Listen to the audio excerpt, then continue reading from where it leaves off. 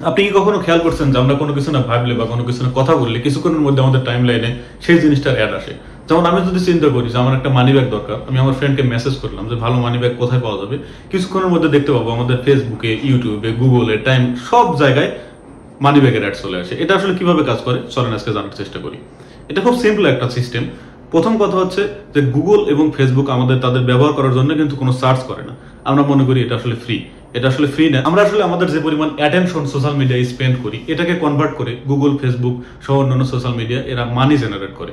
যেমন আমরা যদি আসলে কোনো কিছু স্ক্রল করতে থাকি, স্ক্রল করতে করতে সামনে গিয়ে কোনো একটা প্রোডাক্টের অ্যাড আসে, সেই অ্যাডগুলো আসে আসলে আমাদের ইউজার অ্যাক্টিভিটির উপরে।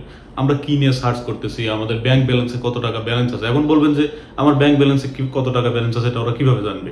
এটা জানতে পারবে কারণ আমাদের প্রতিটা ট্রানজাকশনের এসএমএস আমাদের মোবাইলে আসতে থাকে এবং এখান থেকে এই তথ্য খুব সহজে কালেক্ট করা যায়। এছাড়া আমরা কি সার্চ করতেছি, কখন কি ধরনের ভিডিও দেখতেছি, আমার বয়স কত, এটা জন্ম তারিখ, যখন আমরা অ্যাকাউন্ট ক্রিয়েট করি তখন ওরা অলরেডি জেনে যায়। তারপরে এই টাইপের অসংখ্য ডাটা ওদের কাছে থাকে এবং 24 ঘন্টা আমাদের যে অ্যাক্টিভিটি আছে, মেসেঞ্জারে কি লিখতেছি, কাকে কল দিচ্ছি, কলে কি আলাপ হচ্ছে, সবকিছু ওদের কাছে যায় এবং সেটার উপর বেস করে ওরা অ্যাড দিতে থাকে এবং এই অ্যাড থেকে ওরা মানি জেনারেট করে। সুতরাং ফেসবুক, ইউটিউব, গুগল এগুলো ফ্রি ভাবার কোনো কারণ নাই।